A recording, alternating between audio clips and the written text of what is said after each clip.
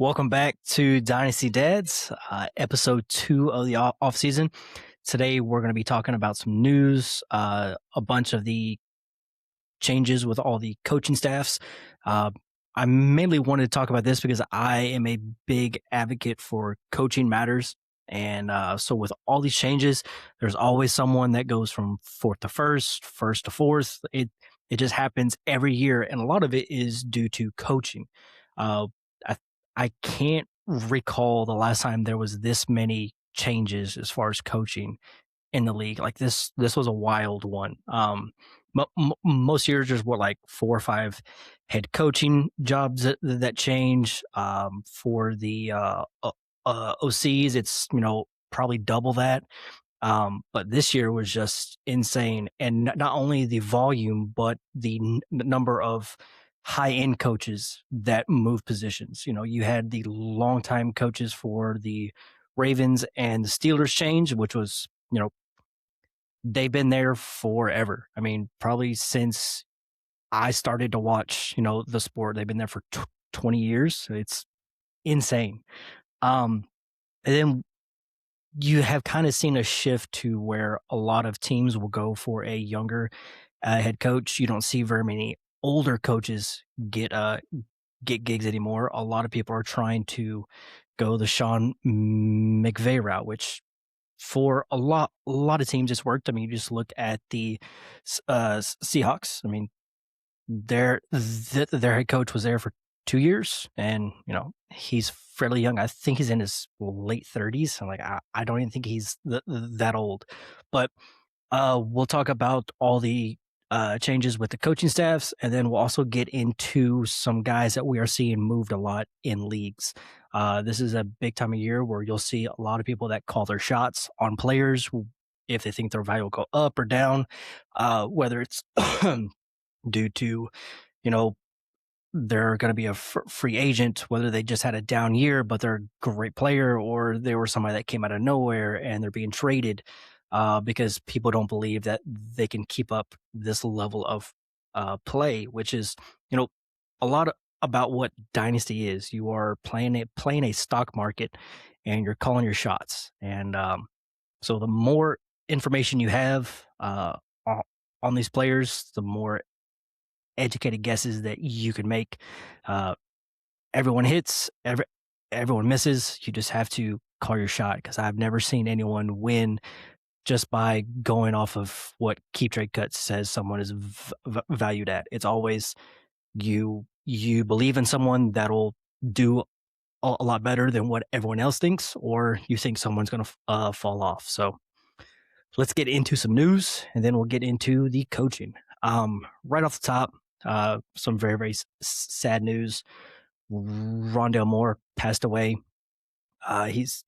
He dealt with back-to-back season-ending injuries, and he was a fun player when he was coming out, kind of a smaller guy, but he kind of fit the Cardinals, but it just didn't it didn't really work out as far as injury, and that kind of pressure on someone can really take a toll. So I just want to take this moment. If you are struggling with anything and you need to talk to somebody, I will always be here if someone needs to talk, and I'm sure Colin is the same way. Yep. No, for sure. I had a friend of mine who passed away in that fashion in 2014. So it's been a while now, but it definitely, it takes a toll on everybody. And it's one of those things of you always think, what can you have done? What could have happened? But, hopefully he's rest in peace now. Hopefully he's in a better spot for him if that's what he needed. And, but it's definitely sad when it happens, especially because we also, I was thinking about it when I was talking to someone else that, what was it? Keeneland with Dallas was 9 months ago, 8 months Marshawn ago, something Nealon. like that, Yeah. right? Yeah. So, but definitely, you know, keep your friends close. Always, mental health issues are real. So make sure you're keeping yourself healthy too. Absolutely. Um, into some other news, Rice, this seems to be his time of the year to shine off the fields. he is back in the news again. And this time it could be a lot worse if, at the very least, the NFL could, say, hey, you can't play some games this upcoming season just because he's back in the spotlight. Worst case scenario, he goes to prison and his career's done.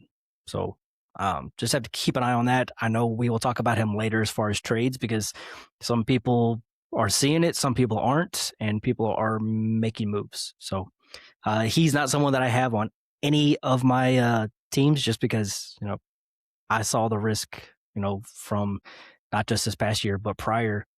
And it's like, all right, this is not really someone I want to invest a lot into just because he is expensive, well, was. And it's just going to take one thing for him to be done, which you can say about anyone in the league, but someone with a track record, it's more prevalent, to say the least. So I have a good number of shares of him because you got him pretty cheap then, right? Now, I haven't last offseason, I didn't draft him because his price was real high. Even with the suspension, it felt high. And then this offseason, I'm just kind of holding. I'm not willing to just take a huge loss because the upside is too great. But I understand if you're just like, I'll get out on anything, you know? And we'll get to that because I'll show you. That'll be one of the guys we talk about later. Fair enough. Someone got paid. Javonte Williams, 3-year, $24 million contract with $16 million guaranteed. I feel good for the man. He was someone that was highly touted, had that horrible knee injury, and didn't look the same for, was it 2 years? And he finally got a shot again, and he's looked great. And, Dallas is going to pay backs as long as your name is not Rico Dowdle. So, No, I think it's good. I think for fantasy wise, it just locks him into a nice RB2 role for your team. The guarantees, et cetera. It's truly probably a 2-year deal. The third year is, they can get out after 2, but it means I think it's a win for whether you have him and are playing for this year or you have him and you're hoping to get rid of him, and you're trying to rebuild because now he has value on the market. You could definitely sell him. The question, and I don't think we have him further down the list. What would you pay for Javonte right now? Would you pay? I'd pay. Would you pay the 108? Yes. Okay. What about like 106? That's starting to push it, but if I need a back and I think I'm someone that can win this year, I would rather have the back because after Love, I don't think there should be a back that goes anywhere close to that. You aren't going to get his level of production for the next 2 years out of this class outside of Love. Oh, That's just I don't disagree. That's why I started at the thoughts. 108 because some people like either Sadiq or Concepcion or Boston. Some people love those guys. That's why I was at the 108.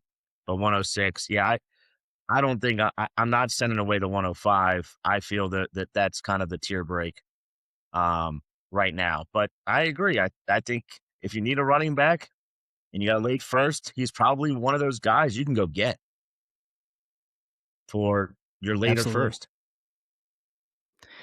Which, kind of on this same team, we already know that the Cowboys plan to tag George, and it just kind of leaves up in the air, like, how are they going to find the money to pay George a long-term deal?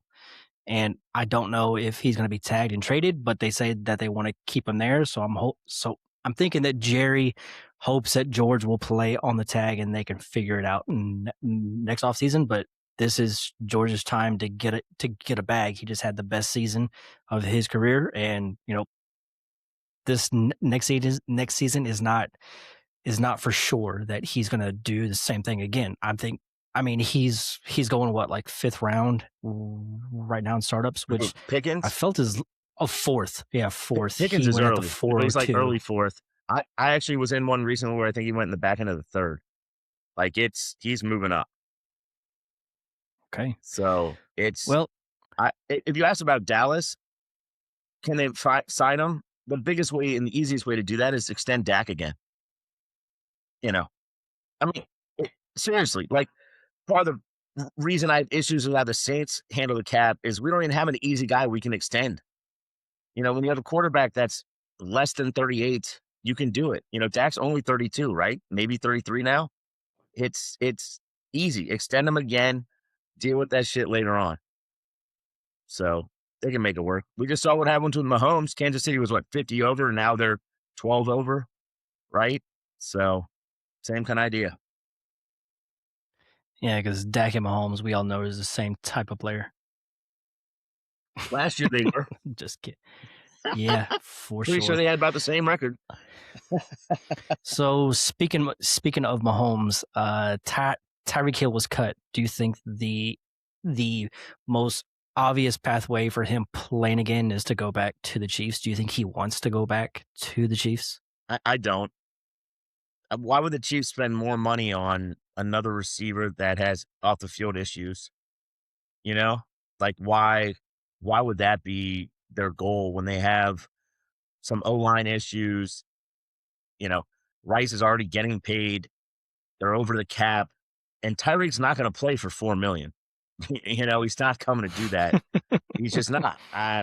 So is it easy? Is it fun to think about? Yes, I think he goes somewhere else. I mean, where would you like to see him go?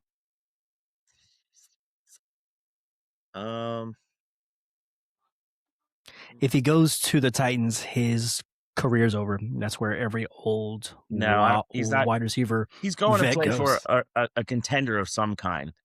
The question is which one, and of course, I'm immediately thinking more of who has cap space, and that would deal with the headache pretty well. Which one popped in my head is the Chargers real quick because they have a lot of cap space. Oh my! And that would be very interesting. I don't think I would like that a lot just because I like a lot of the other pieces that they have there, and it would just take away from them. It'd be like swapping out Keenan Allen for Tyreek, and then it's hard to play Ladd. It's hard to play QJ, and then Trey Harris is probably going to have to wait a year. You didn't ask what I would like it for fantasy. You just said what I think could happen and be very interesting. You know who else has some money? Washington. That's who I was just staring at. Fair enough. All right. Well, next bit of news, Kyle Pitts did get tagged today, which I think it makes the most sense because outside of Drake London, they have nobody else. Did you not see that Pitts was tagged today? I heard he was going to be. I didn't know if he officially got it. Everything I heard, it was he and I guess the next guy, I heard they were getting tagged, which is Brees. So, yep, Pitts did get tagged today. Gotcha. Okay. But yeah, I mean, as far as the Falcons, they don't have much there. They have Pitts and Drake London. Like, if Pitts walked, like, who else are they going to throw the ball to? Yes, Bijan, but like, you have no other outside player. You have no other, slot type player. Like, it's literally just Drake. Yeah, I mean, Mooney did so poorly last year when London didn't play. So, but yeah, I mean, since we're on the topic, everything I keep hearing is Kirk Cousins is getting cut, like the first day of the year in March. Is that what you're hearing as well? Same, and what would be funny if Kirk went back to the Vikings? That would be great. It'd probably be really good for the team, the players. He knows a lot of this. I mean, let's be realistic. That could be a great fit.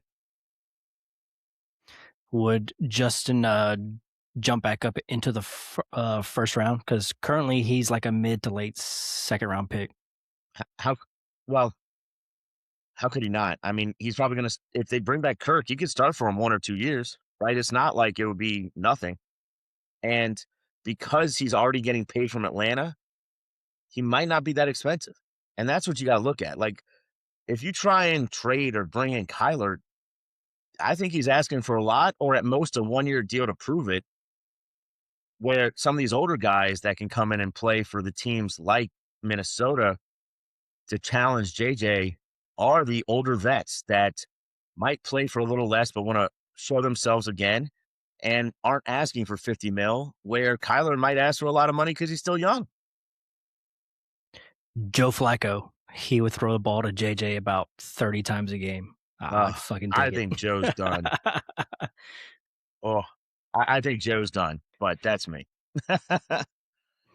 Yeah. All right. The next guy, Brees Hall, they came out today saying that they were going to use the tag on Brees. Uh, I hope it's not to play for him. I hope it's smoke and mirrors for them to tag him and then trade him to get something more than I believe. They would get back a third round pick if he left in free agency. So I would hope that they would tag him to trade him. Please don't tag him to try and keep him. And I highly doubt he would want to sign a long-term deal. He has been very vocal about not wanting to stay on the Jets. And I would be absolutely shocked if he signed a long-term deal with the Jets. Yeah. Uh, I bet he's like, "Hey, you tag me, that's fine. I'm playing 1 year," and then is gone again. Like, "I'll take my money, thanks." He might not even show up till week 6 or 4, whatever the minimum is. Like I could see him doing that, just saying he's got a little nagging injury, which screws us for fantasy, but lets him get to accrue the year. And I could see them doing that. I think if the Jets are smart, they tagged him and are immediately talking to other teams, even if it's, when you tag, right, it's supposed to be 2 first, but we know they're not getting that. But could they do I'll give you Brees, I'm going to sign him to this contract, and then you get him and you send me a second and I send back a fourth, something like that I could see happening. Does that make sense? Yeah, absolutely. And, you know, what happens with him and where he plays, I think it drastically changes his value in Dynasty. Because, if he goes almost anywhere else and he's signed to be the guy, he is someone that's probably going to be an all RB1. And I think he's that talented. But if he stays with the Jets, he's probably going to split time with Allen, and it's going to be a shit team, and he's not going to get a lot of work in the red zone because they won't get there.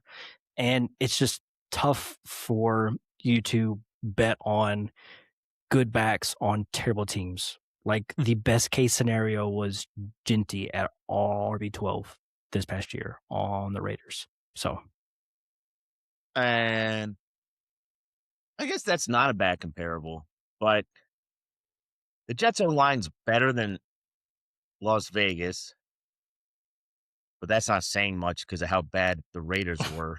Um, no, I mean, let's be honest. Whoever quarterback they bring in is comparable to what Gino did last year. They have a better receiver or similar. Like that situation might not be much different. I don't think Glenn's going to make it past week 6. Um, yeah, I mean that's really not a bad comparable. Uh, I do think he might sign the tag, but then refuses any kind of long term deal. That probably is like, you remember Garrett Wilson last year? I mean, Miles Garrett, excuse me, where he's like, "No, I'm gone, I'm gone, I'm gone." They're like, "Here's 42 mil," and mhm. he's like, "Sign." So I think that could be a possibility if they're like, "We're going to give you 20 mil a year as a running back." Guess what? He's staying. That much money talks. But if they're like, "We're going to franchise you and we're going to sign you a $12 million deal," it's going to be birds up. With Brees, my biggest issue is unless they give him 20 mil a year and money talks, I think, yeah, he's going to sign the tag because he has to, hope they trade him and go from there. But he's not going to agree to a deal unless there's a trade already worked out. I don't think there's any way he's like, "Yeah, let's work out a deal and then try and trade me." Like, no, no, no. You have a deal in place that you are okay with and you send me somewhere.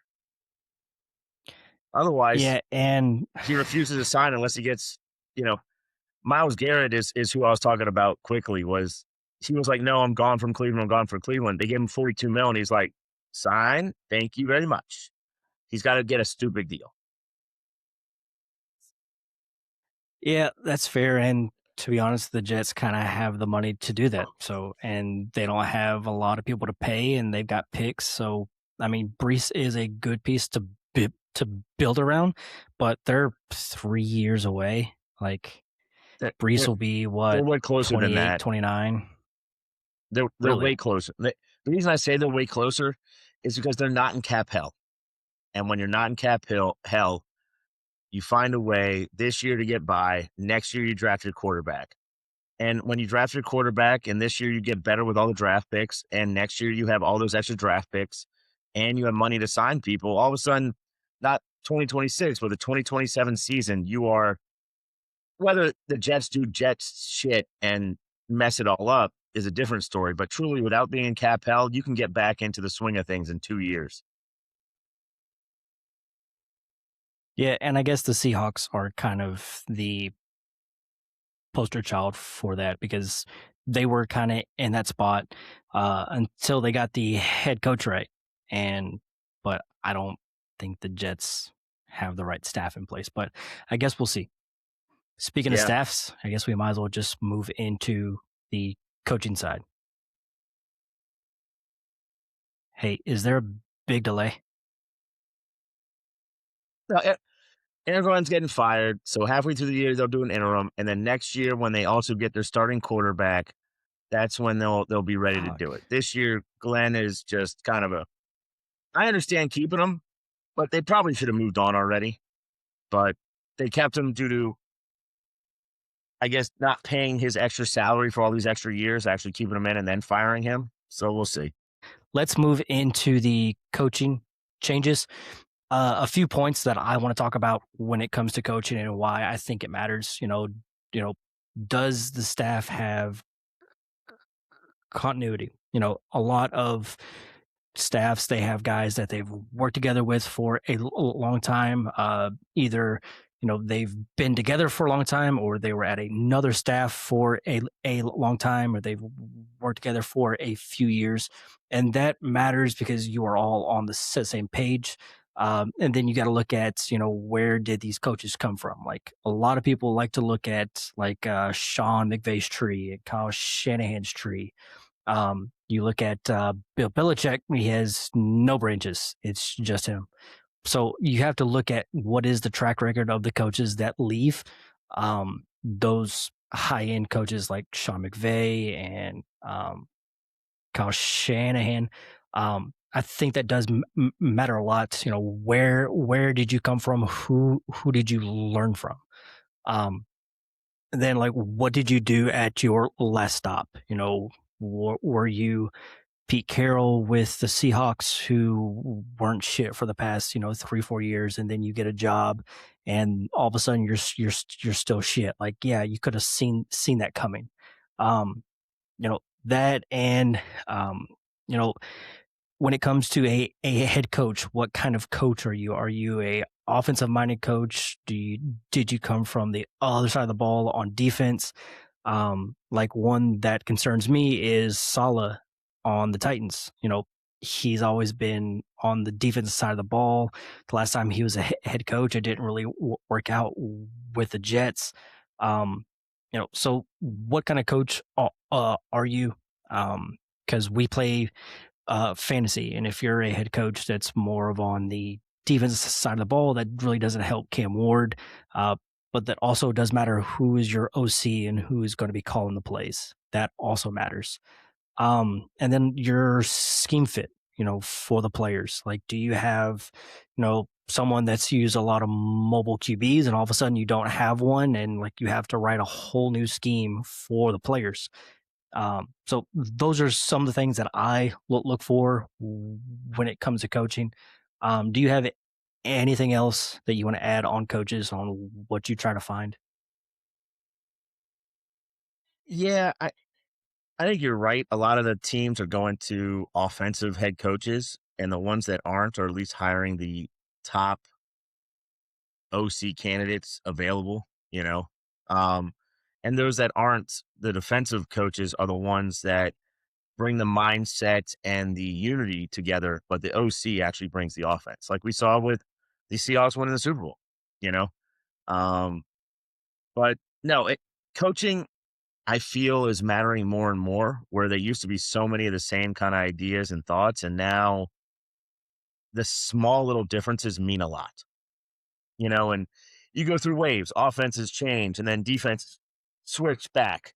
Right now, defenses are playing 70% zone with a lot of too high looks.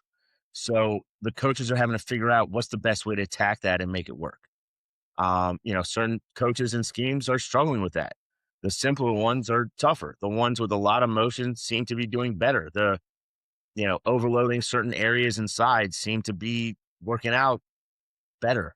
Just, just kind of these ideas and schemes in certain ways seem to be um, working for certain players and coaches and not others. And so we'll see how it goes. Yeah, let's go ahead and get right into it. We'll start with the NFC West. We have every single team and all the changes that they made to the offense that are going to matter for fantasy. Like starting with the Seahawks, Clint Kubiak left as OC. Clint did take the head coaching job for the Raiders. The new OC is Brian Fleury. He was the run game coordinator and tight end coach for the Niners this past year. And he's been with the Niners since 2019. So that does give me hope for that offense staying kind of where it was. Just because, if you were under Kyle Shanahan for all those years, you probably took some notes. And almost everyone that has come off of his tree has done well. And for him to more than likely be the play caller for that offense, that gives me hope that it's going to be still a high powered offense. I was kind of concerned when he was going to leave. Okay, it's like, is JSN going to take a step back? What is going to be their identity on offense? But with this hire, I think it's at least a step that keeps them on the same level, maybe a slight step back, but still a very potent team for fantasy. So yeah, no, I mean, I think you said a lot about the Seahawks changes and the way Fleury coming in with the Shanahan scheme could be good. Now, he's never called plays, which definitely is an adjustment. Um, I'm excited because they ran the ball well in the playoffs. I'm definitely excited because AJ Barner is their starting tight end. So the idea that he is the tight ends coach for the Niners, or was in 2025, is exciting. But let's be realistic. There's probably going to be growing pains. Every Super Bowl team does. They get poached by certain players that get signed elsewhere. Um, it, there's going to be some growing pains. And I think the idea that they're not tagging Ken Walker is showing they hope they keep him, but he might be gone. And if I were Walker, I think he's going to get more money somewhere else. So there will be some changes. And Kubiak, I think, was a special OC. We saw in New Orleans with how much of a shitstorm that was. So hopefully it'll continue, but it will definitely be a somewhat step down. I don't know if JSN will be as dynamic or as used, but Sam Darnold to the JSN, the quarterback's still there, and that's probably just as important. All right, let's go on to the Rams. OC Mike LaFleur, he did leave and he took the head coaching job for the Cardinals. They promoted 2 internal staff members to be co-OCs, but I don't really care because I know Sean McVay is going to be calling the plays. And they did add Cliff Kingsbury to the staff as a senior offensive assistant. So I see this as him to get back onto a good team, get some wins underneath his belt, and then he'll probably get a head coaching job next offseason. Yeah, no, or for the Rams, or Sean really McVay. Yeah. Yeah. Or Sean McVay It's retires. He's the guy. Now it's funny you say that. Does he retire? If they win a Super Bowl, yeah, he and Stafford are gone. But it looked like Stafford was having fun playing last year. We haven't heard the back issues that we heard in the offseason, so maybe it's better or corrected. I haven't heard that he's having another back surgery or anything. So he said he's coming back. He won the MVP. Let's get excited about it. But no, I mean, losing the OC and adding staff member, it's McVay. I have zero worries. The only worries that I have a little bit, if you ask me, is the defense might get better, which means they might not be in as many shootouts. But that's nitpicking. That you can't rely or guarantee that. I can just see the defense getting better. Fair enough. On to the Niners. They had no changes on the offensive side. It's going to be the same Niners. Hopefully, they can stay more healthy than they were, the past 10 years. But, I don't see any changes now. Of course, you don't have, you have the questions about Kittle, questions about Ayuk. Ayuk's probably never going to play again. If you've seen some of the stuff that he's been doing, it seems like someone that's not focused on football. But they always seem to find a way to piece things together, and they still have CMC, who's probably going to see another, 400 touches. So yeah, stay strong. Yeah, I'm not. The moving Niners are on. the same. Next. Yeah. On to the Cardinals. We just talked about it. Their new head coach is Mike LaFleur. He was the Rams OC. So he does have, some of that that knowledge from Sean McVay. He was there for a bit. I think he's going to be. He is the next guy up from that tree to go see if he can do something. And Cardinals, they have a lot of weapons. However you feel about Marv, Michael Wilson looked like the best player in the league for a stretch there. And then you have Trey McBride, and then you're going to have Trey Benson back. You're going to have Connor if he stays with them. So this offense, I think, it's not going to be, Jacoby Brissett on pace for 800 attempts, but, this offense should be at least good for fantasy. Yeah. And then their new OC is Nathaniel Hackett. So not too excited about that one, but I assume that it would be Mike that calls the plays. Well, last year their defense was literally, I think, all 11 starters were injured, and so just they'll be healthier. I agree. I think LaFleur calls the plays because he wasn't with the Rams, so now he wants his chance, right? I'm excited to see what he does. Let's be honest, ownership has to be talking to him saying, hey, we drafted what people thought generational talent wide receiver. We hired you to get the best out of him.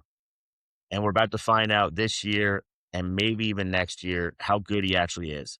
Because let's be honest, it's not far away where they got to figure out how they're going to sign him, or are they signing him, right? So to a big, massive deal. And if they just let him walk and he goes and crushes it somewhere else, the entire staff's fired again. So, I think part of him getting hired was the idea that they have to figure out how to make Marv special.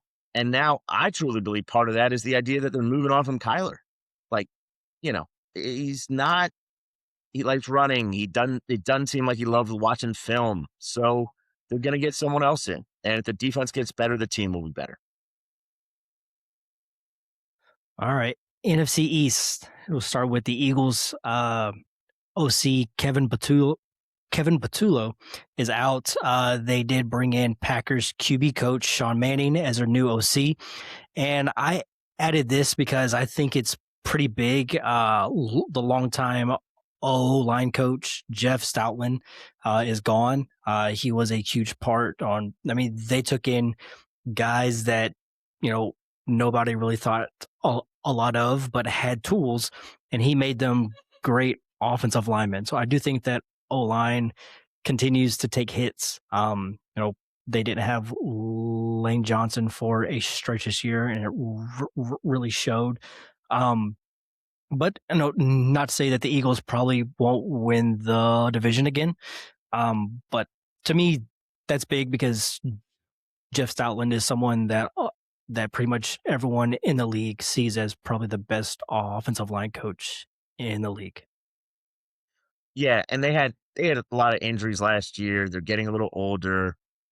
You know, a little things that were working. Saquon was able to break a 40-yard run, it felt, once or twice a game. And so, realistically, they fell back to where they were, a little bit of the hangover, which we could see from Seattle that we already discussed happening.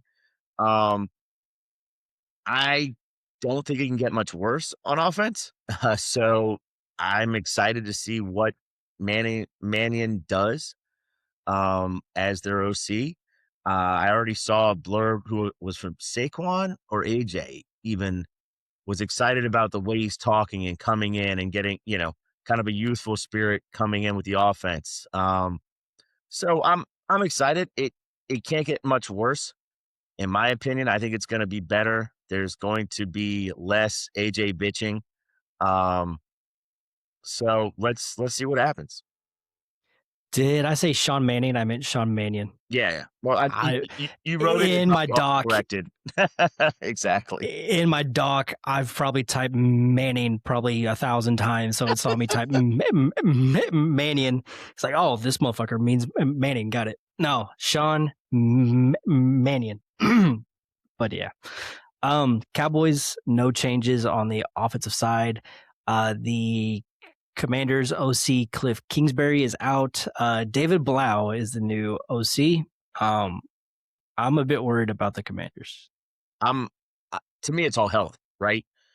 Terry gets in healthy. Daniels should be healthy. That's their offense. All of a sudden is 30% better. Now, is it as good as 2 years ago? I don't know. But you tell me those two. And let's be honest, I already brought it up earlier in the show. They have the 5th most cap space. I think they're the team that brings in Likely now. Now that Pitts is tagged, do they bring in Isaiah Likely? Do they bring in a Romeo Dobbs? What if they went and got Dobbs to be the wide receiver 2 and they got Isaiah Likely? Daniels is healthy. They draft or they find a way to even bring in a running back and then they draft, I know a DN, they need some D help, but you know what I'm saying? Like I could see the situation being a lot better. And I know we're talking coaching, but personnel does matter too.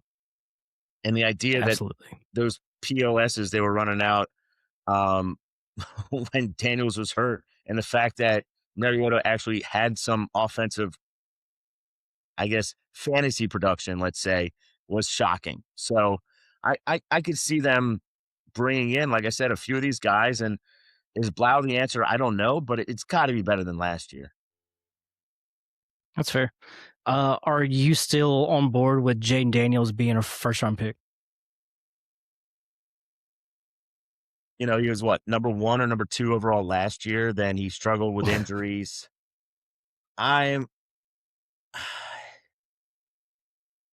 Because the quarterback play of the top 20 is flattened out so much, I've been in these startups when I have late picks, been taking the wide receiver / tight end and tight end premium / stud running back ahead of him. But is he probably worth the 11th or 12th pick? The answer is yes. I'm not. Okay. Some people are taking Caleb or Dart or Lamar. I'm probably taking Jaden just due to youth and saying this is an injury year. Let's see what happens. That's fair. I do see that, there's probably a world where they're the 4th team in this division then next year. I mean, everyone likes the Giants and where they're going. The Cowboys are going to be the Cowboys.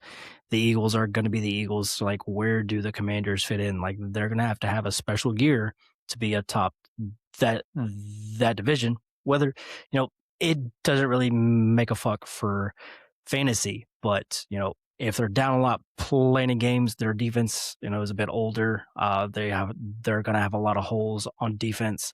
So it could make some good fantasy value. So right. That's who knows? That's one of the big points. I mean, we saw how good Dallas was because they were always in shootouts. Yeah. All right. Speaking of the Giants, we're on to the Giants. They finished 4th last year. Brian Daboll is out. John Harbaugh is the new head coach, and Matt Nagy is his new OC. And they also brought in Greg Roman as an offensive assistant. I think everyone was excited when John Harbaugh got the job, and then everyone went, "Oh," when it was Matt Nagy to be the OC. I mean, What he's he's done well as OC. It's just he couldn't head coach, and there's too much going on. You know, I'm excited, but I'll be honest, I'm a Daboll fan, and I know we'll get to him later. I think there mm, was other issues than the personnel. To me, the issue is the personnel. Can they get a couple more O linemen? Will they have the backs that are healthy with a 1-2 punch of Scadaboo and Tracy? Are they going to keep Wandale and let him be the slot guy? Neighbors healthy, who got hurt right away. The entire offense with Dart could be awesome. And I'm not necessarily worried about Nagy. And I think the culture is going to change with Harbaugh. that's fair. And I've been seeing a lot of mocks for the Giants where they take a wide receiver in the first. So the more weapons that you can give Dart, the better. And I would like for them to bring back Wandale. I think he's a good 2 for pretty much every team. But if they can't keep him and they draft, one of these guys, where are they picking? Like the top 10, I think, right? They're picking. 5. And they've talked. They're 5. They're Yeah, trying hard to fall back. The problem is there aren't many guys people are coming up for. As much as that's all fair. of us like the receivers, the top few receivers, and there's some really good DNs, it doesn't feel like there's a true generational guy. And so if they want to trade back, they're not going to get the value you usually would because there aren't enough quarterbacks. So if you want to do it, I think it makes sense for a lot of teams. Like if the Saints decided we're going to do it, great. You'd probably only take an 80 cents on the dollar on a typical draft. But if that's the case, who cares? You know, drop back, get a couple extra guys. They need an entire secondary. They need O-line help. Build that team. All right, on to the NFC South. Don't check me on this. It does say associate head coach, and I didn't mean assistant. If you go look, his job title is associate head coach. Don't know what the fuck that means, but Darrell Bevell is now the associate head coach for the Panthers. And and he was an offensive specialist who was also the QB coach and the passing game coordinator for the Dolphins from 2022 to 2025. He was the OC. He's been an OC as far back as 2006 with multiple jobs as an interim head coach.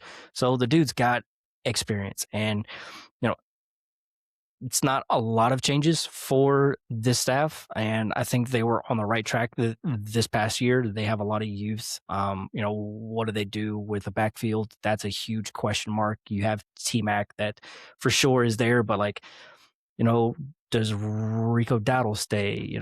Does he leave? Is it Chuba or is it Brooks, or do they draft someone or do they sign someone? Like there's a lot of question marks for this backfield, but how much more can they get out of Bryce Young?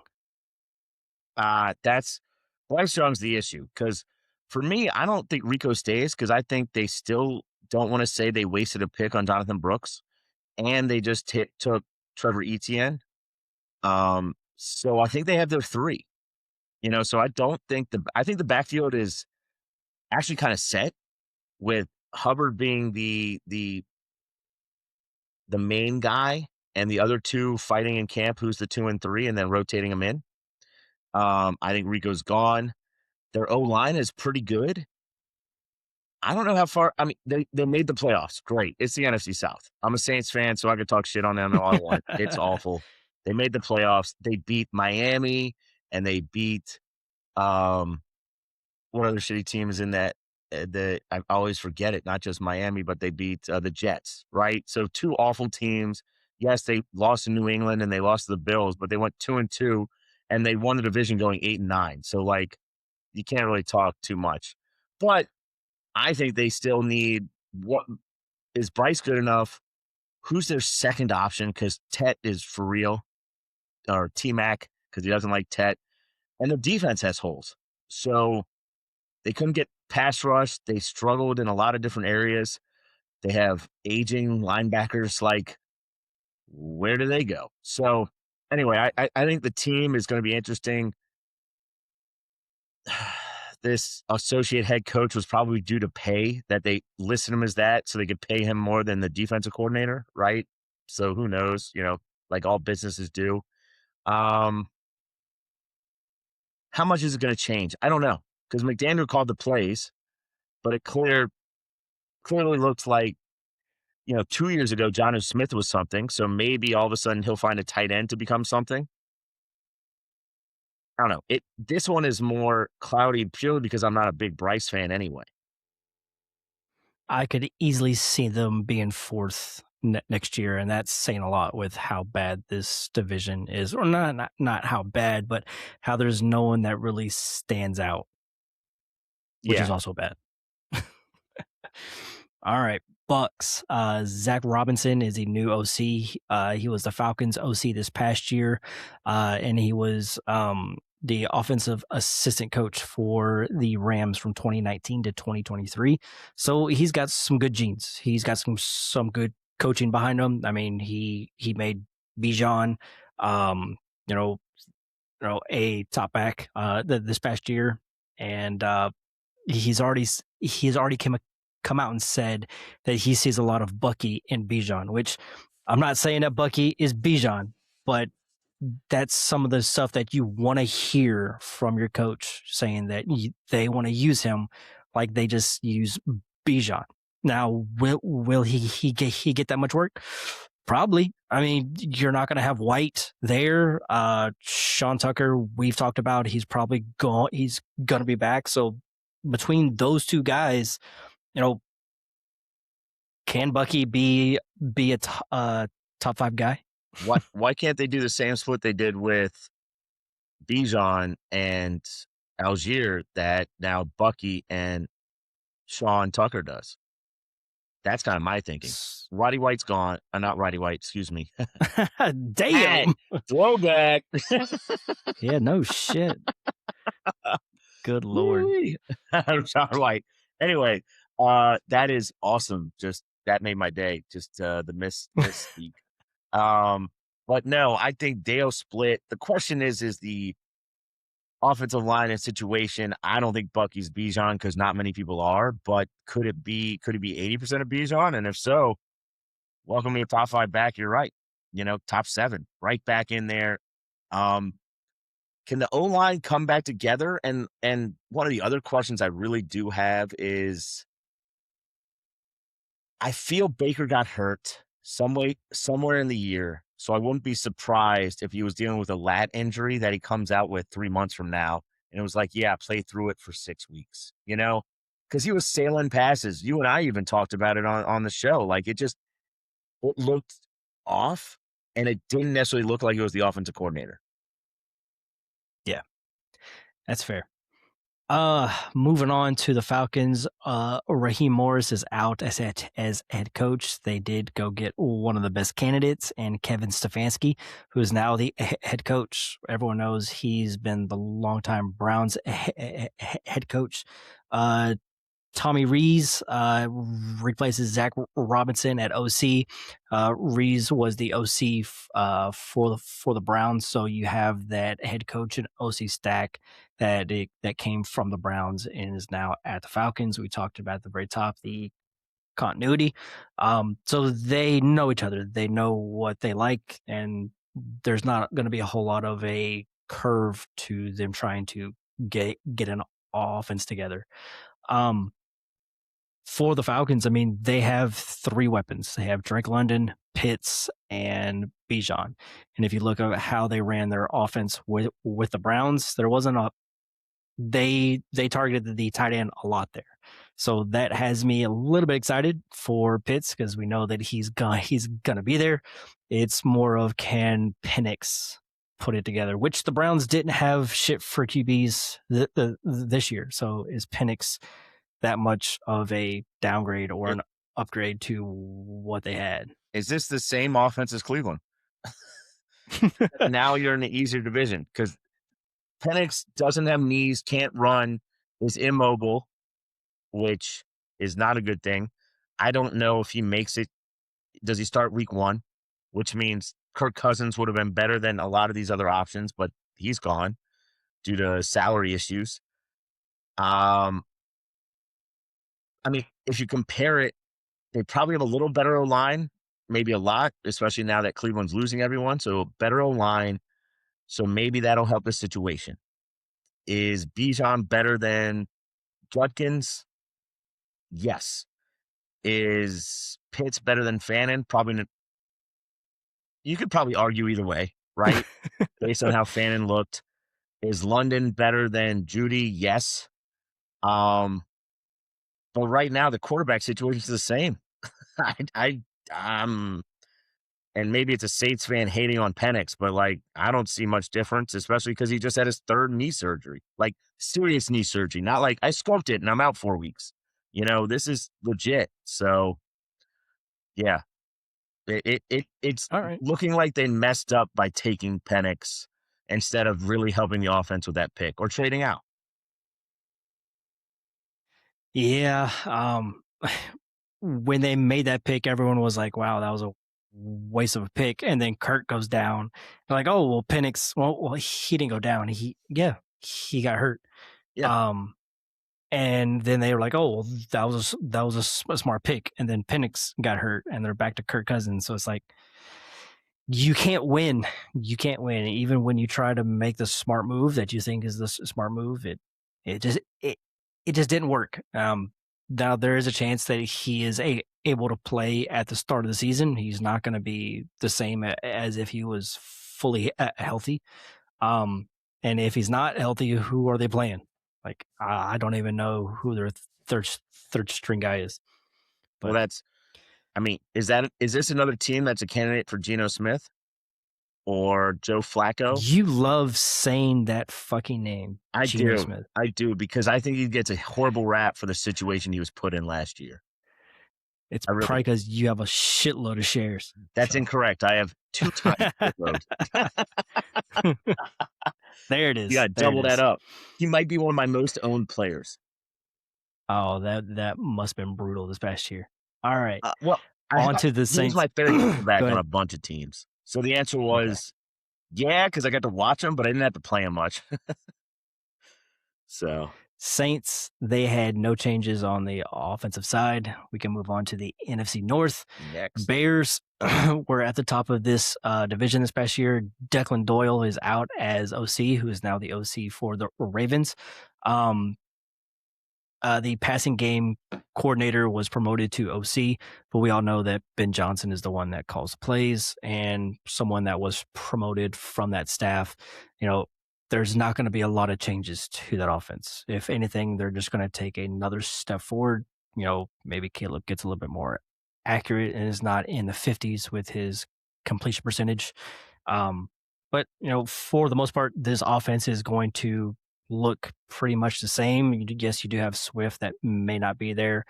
I've been seeing talks about DJ Moore being traded. So, but for the most part, we're most excited about the tight end, Colson Loveland, about Rome, and the other wide receiver. Why is it escaping me? DJ Moore. What's his name? No, Luther Burden. the Burden. Yeah. Yep.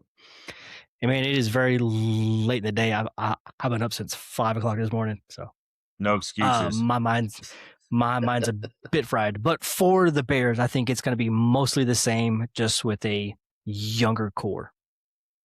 Yeah, I don't think there's any change. The only issue that I have is there's still four and a half really good. You don't even consider Cole Kmet existing, but maybe even 5 good players to Who's get the that? ball to. Maybe 6. Honestly, there's 6. And so my only issue with all the hype for the Bears is you can only spread it around so much and be good for fantasy.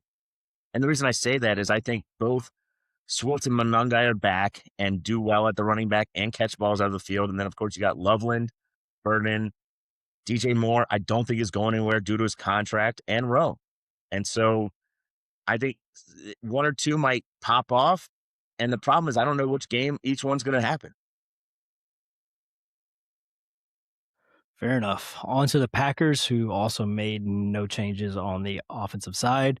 Vikings, Frank Smith, who was the OC in Miami from 2022 to 2025, replaces Mike Pettin. Sorry, um, as the assistant head coach. That's about it that they had as far as changes. So it's probably going to be mostly the same for that offense. The question is, what do they do at QB? Do they roll it back with 9?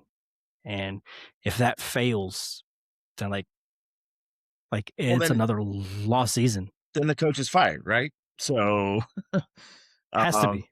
the, I, like changing OCs. Didn't the head coach call the plays? I'm trying to remember if he did. I thought he did. I would think so. Yeah, because he's an offensive mind, right? So and he's Yep. supposed to be a Yep. quarterback guru.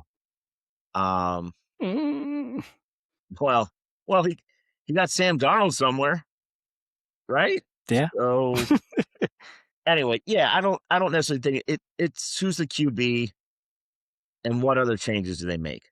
So we'll go from there. Yeah. Onto the Lions. Drew Petzing is now the OC, who was the Cardinals OC from 2023 to 2025. Does that excite you? Does that make you feel worse about the offense? Because we know that Dan Campbell is not the offensive guy. He has called plays, but No, I don't think that's his strength. and I don't think he wants to. I think he wants to be in control of the locker room, that kind of guy. Get the players hype, get them ready to play, bring the juice. Um, he's kind of a white noodle hire, except I actually think Jared Goff and he might click and he does good things because we saw it with Brissett. So an older veteran quarterback that isn't really a runner and that doesn't like playing video games is probably right up his alley. Um, so I'm excited to see what happens. I think he likes having he's got so many weapons to work with and a better O line. And I keep hearing they're going to draft another O lineman. So the idea that this is the team that Petsy is walking into is exciting. They lost games because of the defense. And can they get healthy and be a little better? Probably. But I think Petzing can show and has showed, hey, I like throwing the ball, but hey, I can get Gibbs the ball and make it work. Am I super excited? No, but the idea that he isn't coaching Kyler is better than nothing. Yeah, one thing that I hope that he leaves with the Cardinals and he doesn't bring to the Lions is when the Cardinals got up in a game to start the game, they played scared for the rest of the game, and it pissed me the fuck off. Like, try and actually score. What are you doing? Like, there's still a full half to go, and then they would blow the game. I don't think Dan Campbell is going to let that slide. He's going to have his foot on the pedal the entire game, just like he always has. And I hope that, like, my one concern would be something that starts to happen for the Lions. Once they get up, they just stop playing. But I don't think that Dan Campbell is going to allow that to happen. Yeah, I'm not too worried about that purely because Arizona's a different situation. We already talked about it. They had every starter go down on defense. And so they had to score and they were throwing a lot. And when they were up, they're like, ooh, maybe I can slow it down so my defense doesn't get back on the field. I think that was their main goal at points until they're down 21 in the middle of the second or late second quarter and decided, screw this. We're throwing it 500 times a game. And I think it'll be I want to see what he does because he gets a bad rap for where they were last year, but he made Brissett look decent. He really did. And I think Goff is better than Brissett. I think the offensive line is better. We know Gibbs is a way better running back than you combine all three of them on Arizona combined. Amon-Ra is better than, let's put him in I guess I'll say better than Michael Wilson by a lot. And Wow. Jameson Williams is at least as good as Marv, or they're the same, And the reason I said it like that is because I think Michael Wilson is more of a different player than Marv is. Like Amon-Ra and Marv are probably very different players. So I was trying to compare them. But truly, he's got better talent at every position and everywhere going. Better tight end? No. But Nah, he's hold on, their hold on. best. So I'm curious what he develops, what he does, how he makes it work. And he's got so much talent. That's what matters most. There's too much talent to fail almost. And I've seen a lot of people try and say that Sam Laporta is going to have a really good season because of Trey McBride, and I just want to go back to the point that Jacoby Brissett was on pace for 800 attempts, and like Goff is not going to be on that pace. So Well, yes, Sam Laporta is probably going to have a good season, which is fine, but he's not going to be the tight end one. but you also know, and I also know, before Michael Wilson busted out, they only had, I mean, Trey McBride is a Trey special McBride. animal. Like, I don't think Laporta is that as good as he is. He's not Trey McBride. All right. Moving on to the AFC. Let's start with the AFC West. The Broncos. Joe Lombardi is out as the OC. They promoted Davis Webb, who was the passing game coordinator and the QB coach. So probably not a whole lot of change for that offense. It's a lot of questions about what are they going to do with Harvey? Are they going to bring back Dobbins? Who's the wide receiver 2? What are they going to do at tight end? So like, there's a bunch of questions, but I don't think the scheme is going to change that much. No, this is a Sean Payton show, and it will be. Yep. He was the same, yeah. Next, as much as I love it, it's the Sean Payton show. Is Nick's healthy? And if he's healthy, what other weapons can they get? Do they take one of the, receivers or tight ends in this draft to add a little bit and have those other 2 receivers fall down a peg? You know? So I'm excited to see what happens, but this is Sean Payton's show. Yep. Chargers, Greg Roman is out as OC. Mike McDaniel is the new OC who is the head coach for the Dolphins. I mean, it just keeps getting better and better for the Chargers in that offense. I really do think that they are going to be one of the top teams in the AFC this upcoming year. And Herbert bet for MVP just keeps looking better and better to me. They have a lot of young pieces on that offense. I've been seeing that they're gonna try and go after a center because their center just retired. Was it Bradley Bozeman? Just retired, who was probably their worst offensive lineman outside of the tackles this year. And I've been seeing a lot. They want to go after the. I'm just kidding. That they want to go after the center for the Ravens if they can't keep him in house. So if they can make that offensive line better, you have a good young back, you have good young wide receivers, good young tight end, and one of the most talented QBs in the league. So I'm excited for the Chargers this year, but fuck the Chargers. Just have to throw that in there. Well, that's fun to know. I'm excited for him.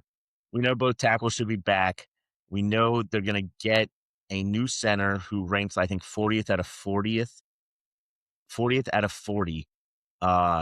in like PFF grade. And whether you think PFF grade's good or not, if he would have been 28th out of 40th, would have it mattered? So, like, it was bad. Good for him. Great career. Made his money. Next. What does it mean? It means they've already said they need to improve the interior of their offensive line. They have picks. They have 80 million in cap space, or 78. So let's improve. Let's protect. Let's make it a situation that they want to be in. Going on to the Chiefs, no changes on the offensive side. Raiders, Pete Carroll is out as head coach. We already talked about Clint Kubiak is the new head coach. He was the OC for the Seahawks. The new OC for the Raiders, Andrew Janocko, I think it's Janoko, who was the QB coach for the Seahawks. I did go try and find some ways to pronounce his name beforehand, and I heard it like 3 ways. I was like, you know what? I'm just gonna say how I feel it. But it's good that these two coaches came over from the same staff. Uh, I was a bit concerned about Mendoza going to the Raiders, not knowing who was going to be the coach. But once I saw that it was going to be Clint and his OC was going to be someone that he has worked with, I feel a lot better about Mendoza. Yes, they still have to fix the offensive line, but what you saw from Ken Walker and Sharbs, I'm excited for Genty. I think he's someone that should be pretty high up. I know we are on opposite sides. If you'd rather have Love or if you'd rather have Genty, I prefer Genty. You prefer Love, and I totally get it. It's splitting hairs at the top with those two guys. But I am a fan of the system. I was excited for K9 going into this past year because of the OC that they had brought in Clint. So I'm excited for Genty. Now you look at their pass catchers. You have Bowers, and you have a lot of question marks for the rest. What do you hope to see them do this offseason besides fix the offensive line, which is a must? I guess find a number one receiver. You know, I mean, So like Alec Pierce, um, Shaheed. no, I guess I would like Pierce most, but truly, this is a 2-year rebuild. You know, but the easiest way to do it is to trade Crosby, get as many picks as possible. Maybe a receiver if you can. Maybe someone will trade you an offensive lineman. But the real thing is, I think what they need pretty much. Colton Miller got hurt, so he'll be back. They need 4 other offensive linemen. I think one of the others might have rated okay, so maybe 3, and go from there. Because if they can't build the O line, it's hard to build in 1 year. What's Chargers are nice is they get both tackles back, which we know are good. Where the Raiders don't have that situation. Miller was good, but not as good as the Chargers. So it's a 2-year build. This year's going. I think people will be very upset how Mendoza plays. I think they're going to be like, wait, we got almost the same thing from Gino. And that's kind of what I see happening. What is that? I hope it's not. It's not that bad. What? If you hope it's not that bad? Yeah. If the O-line can't block, everywhere he's been, Kubiak has had at least okay offensive lines, or at least a couple well above average offensive line players. And this is getting ugly, going to the Raiders. Like, you could argue Raiders are, Chargers were awful when everyone got hurt. Houston was horrible, which we'll get to, I guess, at some point. Kubiak can run a system around the issues. Let's just hope that happens. All right. Moving on to the AFC East, the Patriots, they didn't have any changes on the offensive side. Bills, Sean McDermott is out as head coach. Joe Brady, who was his offensive coordinator, is now the head coach. OC is Pete Carmichael, who came over from the Broncos as a senior offensive assistant. Bills, I'm starting to lean more and more into that they might be my Chiefs call from this past year, that the Bills will miss the playoffs. I'm starting to lean that way because, who do they have as a pass catcher? Yes, you have Cook. I'm just worried about that team. They don't have a whole lot of talent outside of Josh Allen. But my Cook. biggest issue is you said it last year when I thought the division had one dumpster fire. The problem is the AFC East has 2. So let's say they go 4-0 against those 2. They got 4 wins right there. Like, it makes it tougher to not make the playoffs when you have 4 cupcake wins on teams at the bottom and look like they're getting worse. So I would this call would be more bold, in my opinion.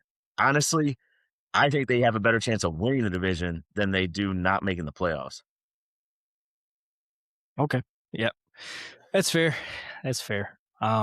Do you have any concerns about this offense or things that you are excited about, like Keon Coleman? Oh, they're gonna get another receiver. The O line was good. The running game is good. Joe Brady has established the run and done well. You know, we always talk what you know. McDermott got fired because he didn't win when they had the chance because the Chiefs were down, right? And they felt they couldn't get any past. I don't necessarily know they get better, but truly that was why he was let go and they moved on. Joe Brady coming in, I don't know how good he'll actually be or if it's a little over his head or if he looks flustered. So you could be right on that call if that happens, but he's at least knows the offense and knows his personnel. And let's be realistic, we all know they're taking a receiver either in the draft or they're going to find one that they like and trade for him. And so to me, if the team struggles, it's more on defense. But if that's the case, it's good for the offense for fantasy reasons, right? So eh, I'm not necessarily scared. I like that Brady knows the personnel, but I guess we'll have to see who is that number one receiver with Shakir being the number two. Okay. Going on the Dolphins, we already talked about Mike McDaniel. He is out as the head coach. They did hire Jeff Hafley as the new head coach, who was the DC for the Packers. Bobby Slowick is now the OC, who was the passing game coordinator for the Dolphins this past year. And if you remember, he was the OC for the Texans the previous year. And the year prior when he had all that hype, about being a head coach, and then he's like, "No, let's stay and let's do it one more time," and end up getting fired. So for the Dolphins, I don't like seeing a defensive coach get a head coaching job when you don't have a QB.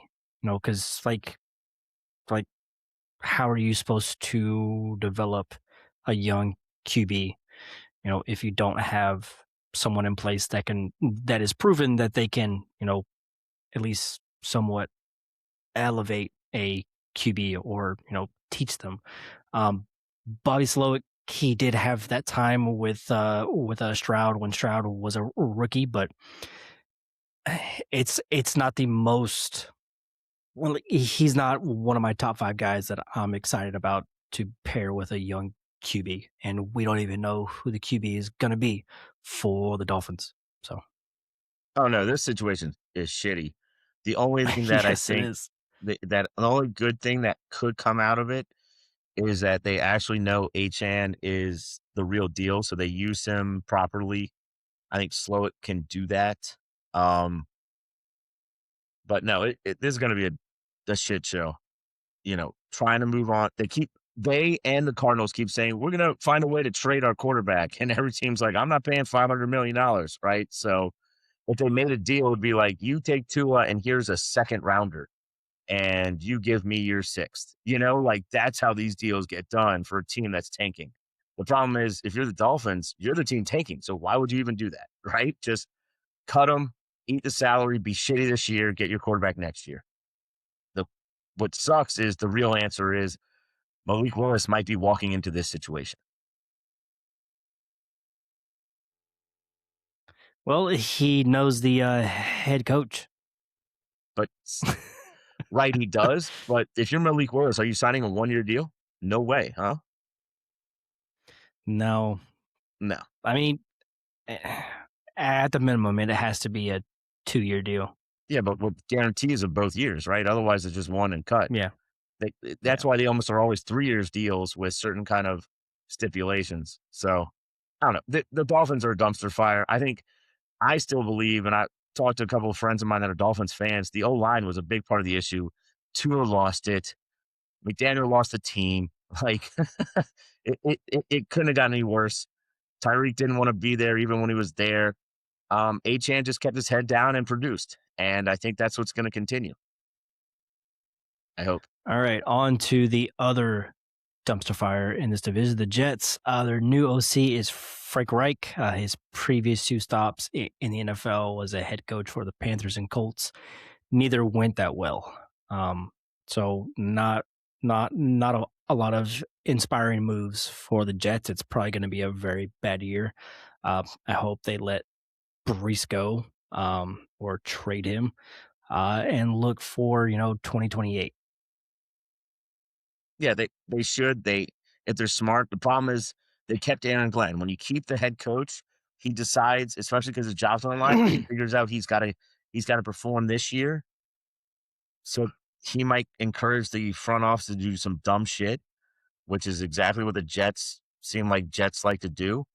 So what does that mean? It means they might sign someone or a couple people that they shouldn't. Now they have cap space and they need players, so it makes sense. But if they were smart, they wouldn't try and win this year. They do the not so obvious tank. And part of the problem is they play Miami twice. So they got to figure out a way to lose both those games. So That'll be tough. it's not gonna be easy. Nah. No, those are gonna be those are those dumpster games, like when the Titans played the Raiders, like, ooh, right? So yeah, I mean, this situation sucks. It's really the problem is just like the Dolphins, if you're a QB, why are you trying to go to these teams? Like you and I both know their starting quarterback is playing Money. next year. Well, that's the thing. You got to overpay for a guy, or you're just like, screw it, right? Yeah. So okay. All right. AFC South, the Jags, Texans, and Colts did not make any changes on the offensive side. The one team in this division that did was the Titans.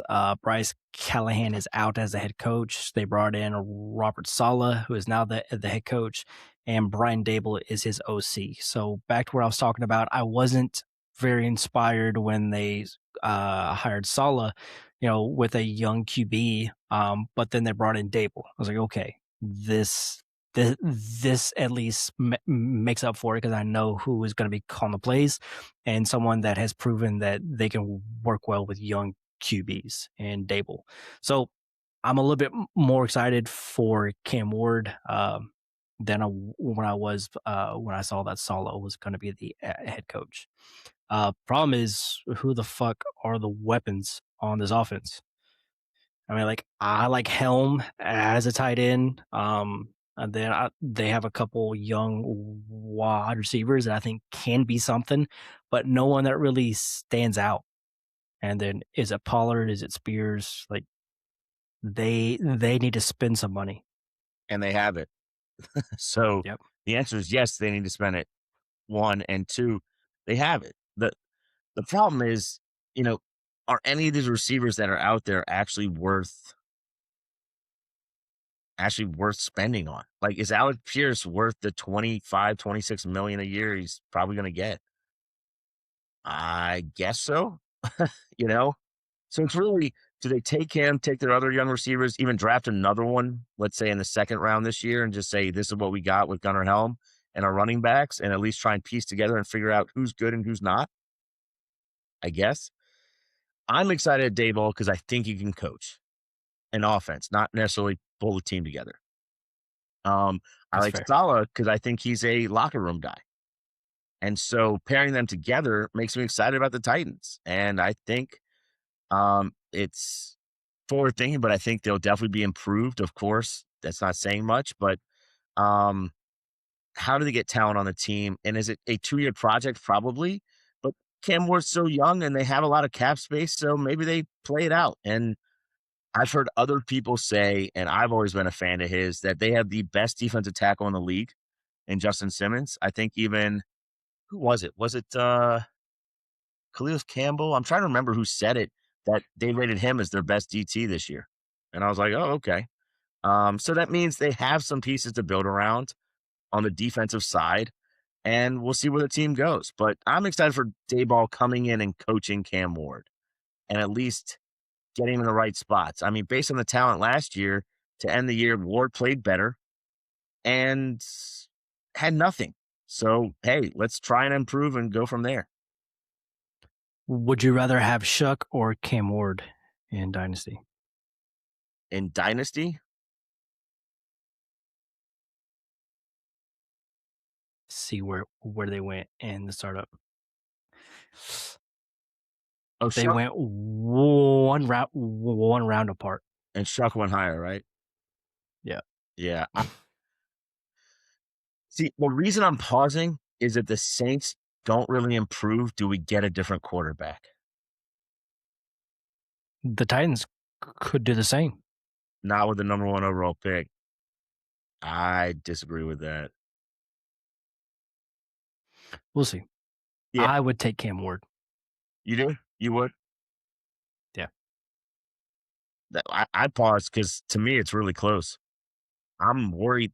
Being It a is. Saints fan, I'm worried if we go 7-10 again and have some kind of issues or health and something doesn't click, Olave's out or something, do we lose more games than I'm excited about hoping we win? And did we move on because we have a higher pick and there's 6 stud quarterbacks coming out? And Shuck's 27 already. That's fair.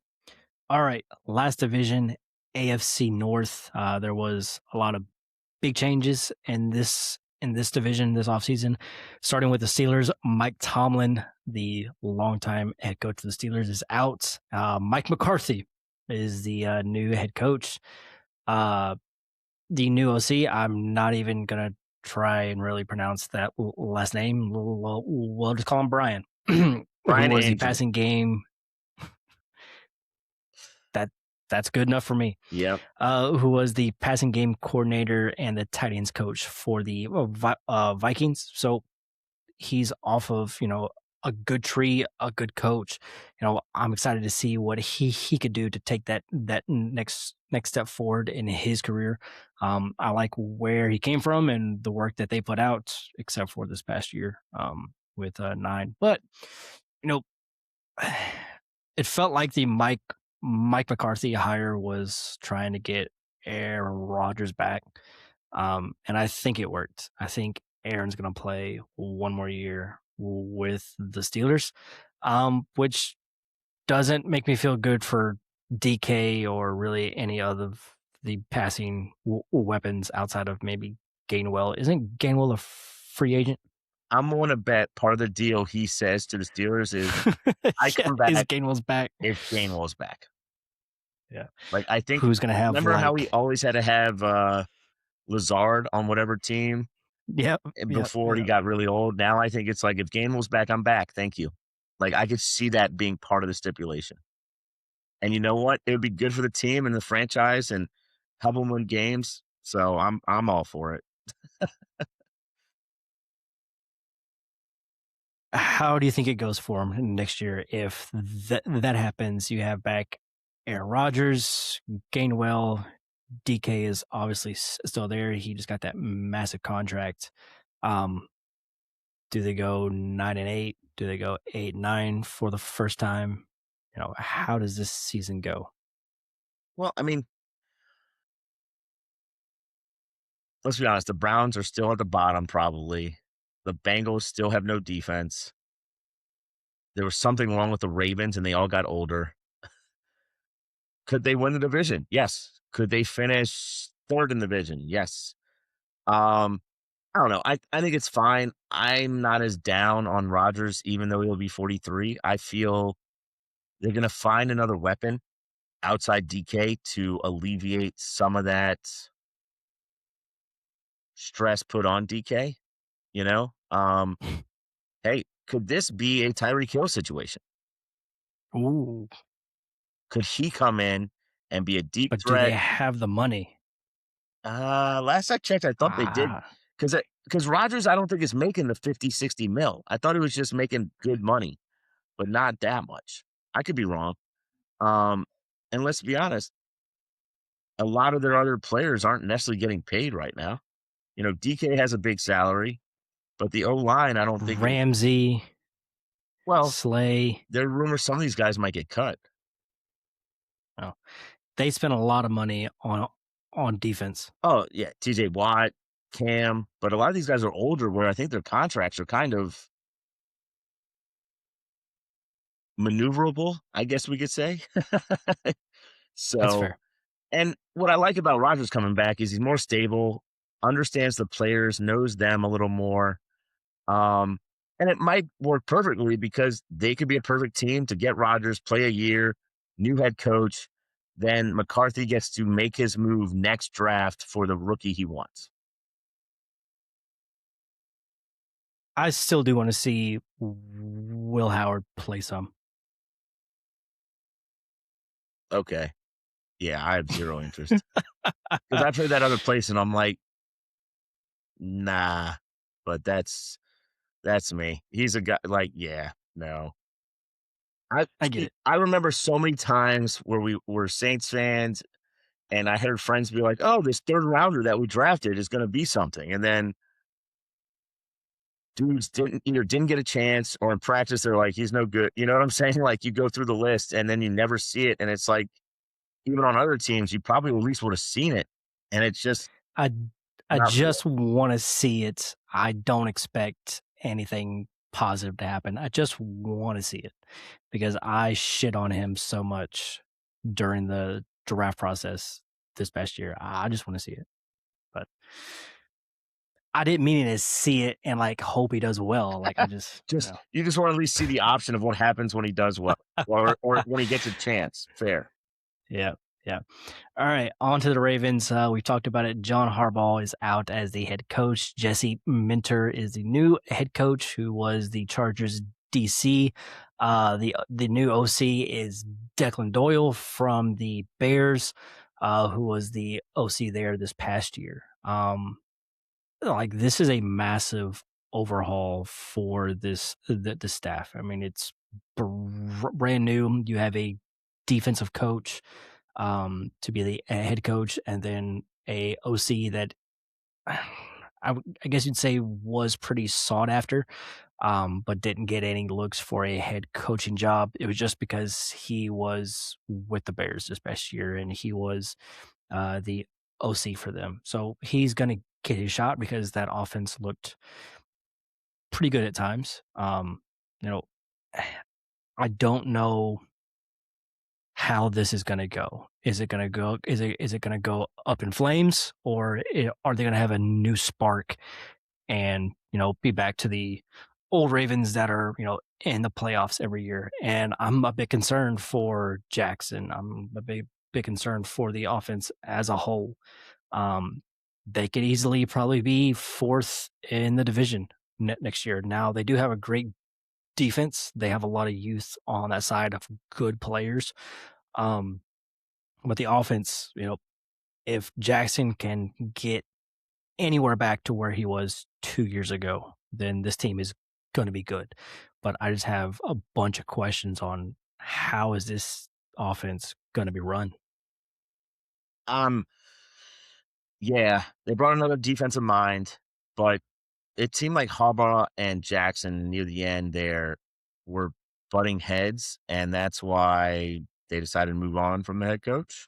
So, um, I'm curious. I'm assuming Minter came as the locker room guy, and they talked to and found an OC that Jackson slash the OC and Jackson knew they can get along, and hopefully it improves.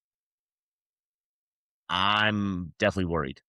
So as you can hear my voice, I'm not overly excited about it, but I think that's what they had to do because I do believe Harbaugh and Jackson near the end there were having locker room issues. Do you buy into any of the rumors that the Raiders are going to trade the first overall pick for Jackson, and then the Ravens have the first overall pick and they take Mendoza? No. I've seen that now for like 2 months. I'm like, all right, like I haven't seen any traction on this. It's just people saying it. Like that would be cool, but like I don't think it's gonna happen. Well, I there's think also rumors that Jackson the is. Bengals are trading Burrow. Like, no. It, n- no. I don't believe that one. Yeah. Nah. not happening. No, these are called rumors, you know? They're rumors for a reason. But it's fun though. It's fun. You know, you got Bowers, you got Jackson, you got Genty. That's crazy. And you And have no Jackson that O-line can and run. probably, the You same don't need an O line with Jackson. He can just scramble around and throw it. It's fine. fair. That would probably be their approach, which would be funny as shit. But Just play flag football uh around.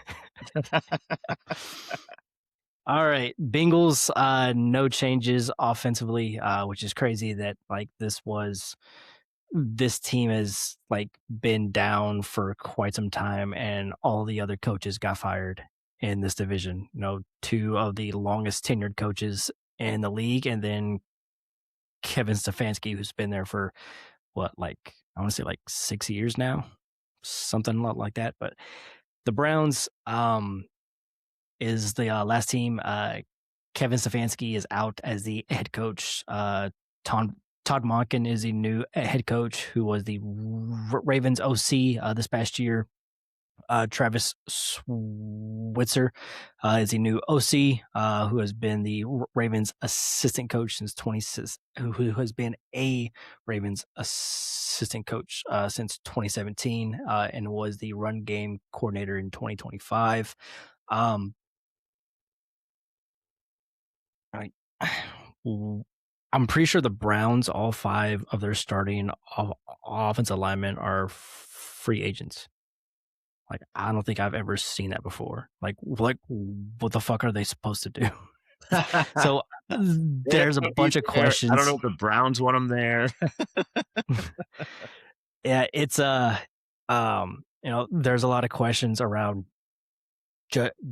Judkins, if he's going to be okay to start the year. You have the one lone bright spot in Fannin, but he wasn't with the staff this past year, so you're hoping that they see what he did. I guess that's why he's the third tight end talked about when you talk about the 2 other guys from past year that were a rookie, which he was the third drafted as well. And you know, actually, no, he was he was probably 5th or 6th drafted, because you had um Taylor and then Ferguson. I think Fannin was like 5th or 6th, but like he is now the third tight end drafted from that group of tight ends.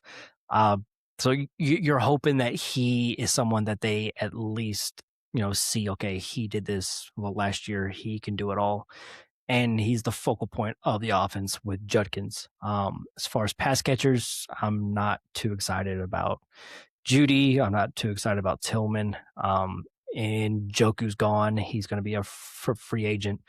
Um, you know, what do you see happening with the Browns this upcoming year? Like, who's the QB? Like, there's so many questions. So many questions. I still think it's Shador. I think he looked the best. He found ways to win, which is crazy with a dog shit situation. I think he's getting a bad rap. Part of that's the underdog in me now of like he's getting shit on too much, and I'm contrarian by nature. So it's like I'm rooting for the guy. I really think he's probably the best option. They still need to find a way to get out from where they are. Um, yeah. It's Or it's Watson. yeah, that's what I'm saying of Watson, I meant of his contract and money. Um, the defense is still really good.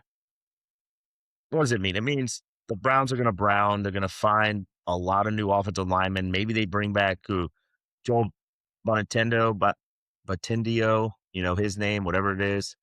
So they might bring one of those Batonio. guys. Yes, they might bring him back and then build everyone else around him, you know.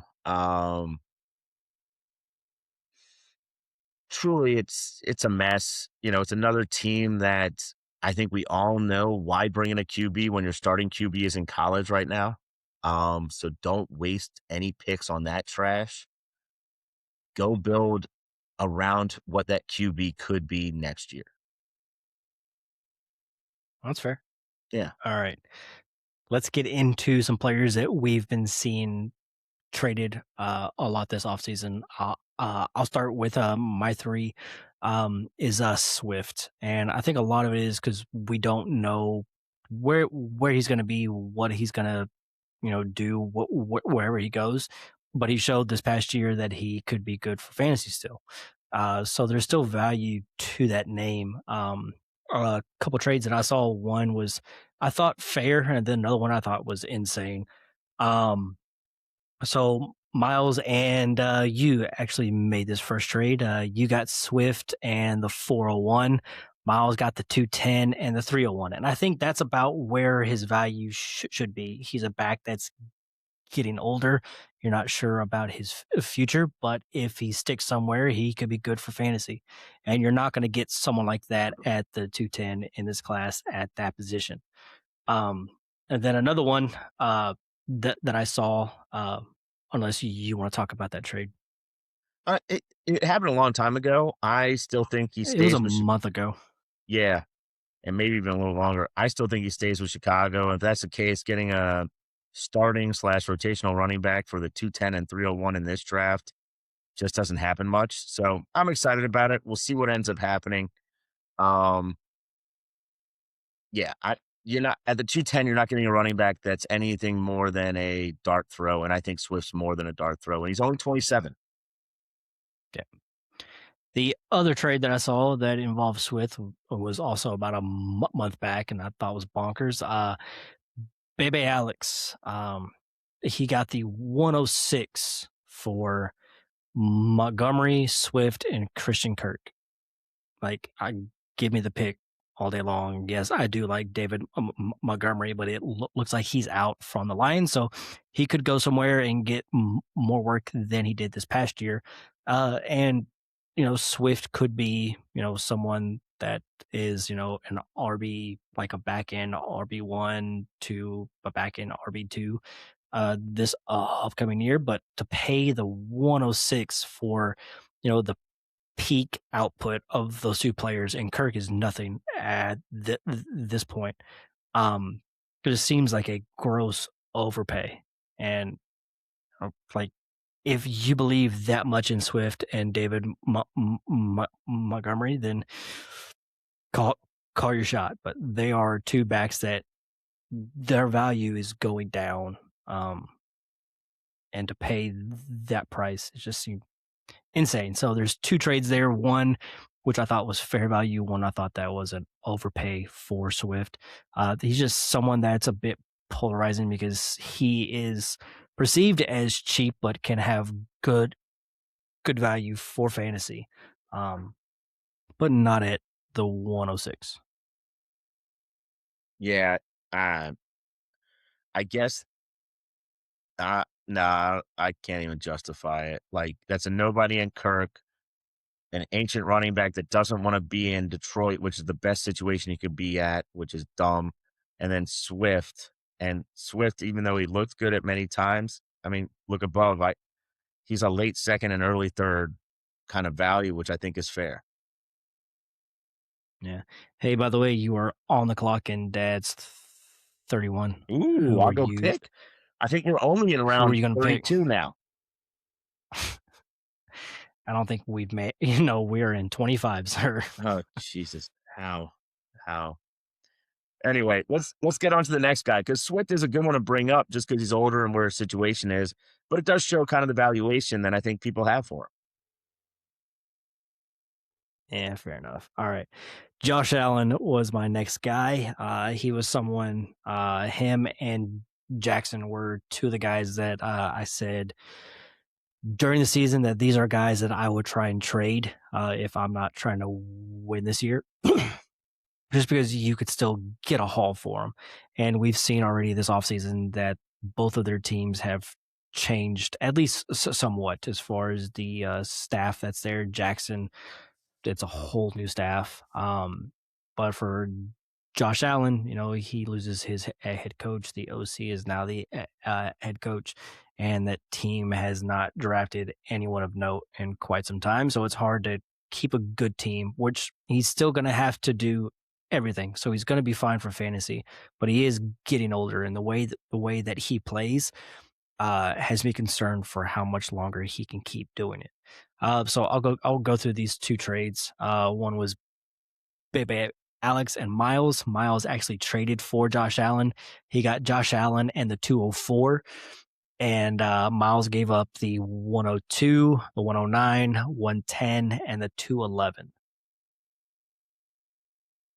Which side are you taking on that one? Oh, Allen, not close.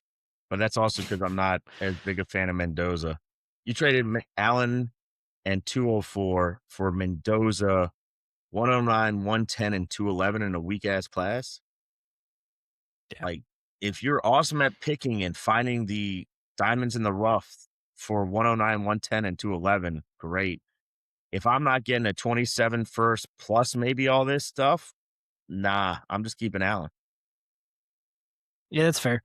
I mean, when I say to trade Josh Allen, I don't mean to trade him for a bunch of dart throws. I mean, like, try to tear down as far as value at QB. Go get someone that's valued less than Allen, which pretty much everyone is valued less than Josh Allen, and add a first.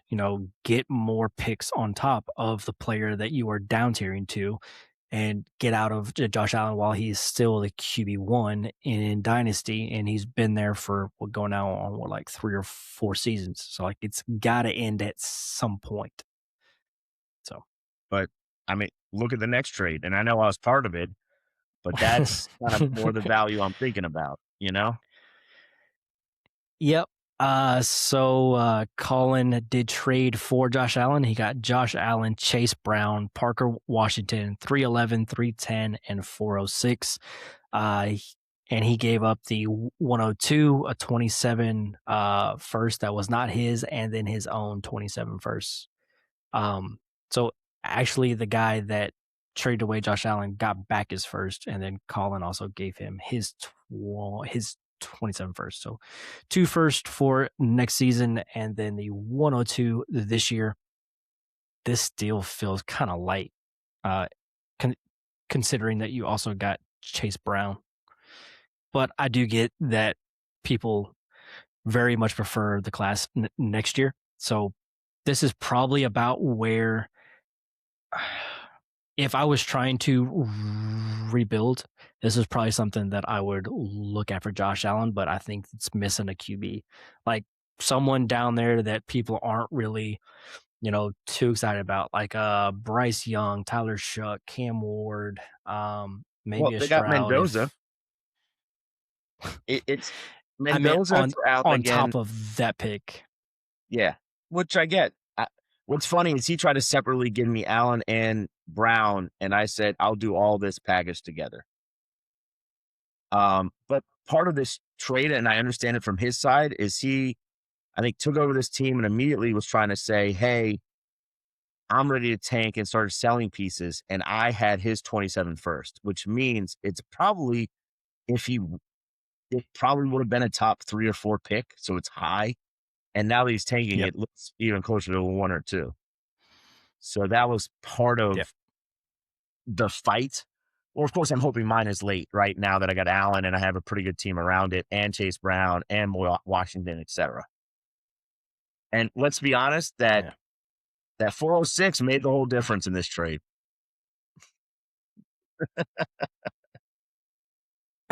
like if I'm doing this big of a trade and you ask me for the 406, I'm like, dude, really? Like, for real? We had to discuss it because I said I wanted some picks back purely because this is one of those leagues with 25-man taxi squads, and I think I only have like 12 people filled because I took over this team. And so I was like, no, I need the picks because I got to fill my freaking taxi. And he goes, okay. Yeah. Fair enough. All right. My last guy is Jackson. Here's a couple trades. One, Jackson and a 27 fourth for Herbert, 209 and a 27 second. I would do this trade. Give me Herbert. You take Jackson. I'm a big fan of Herbert, and I'm trying to get out of Jackson. And I think this is the right kind of deal to make, where you tear down and you get some other pieces. Would I like to have seen Herbert and a first for Jackson? Yes. But if you can get a 27 second and then a 209, sure, that's close enough. I'm not going to not do the deal for this, just because I'm worried about Jackson.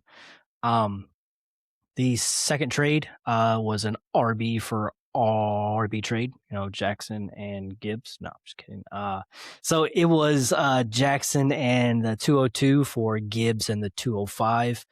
Um, I'm not a huge fan of trading away a star QB and not getting a QB back, because it's very hard to replace QBs at that level. Yes, you can pick up backups, and have guys spot fill.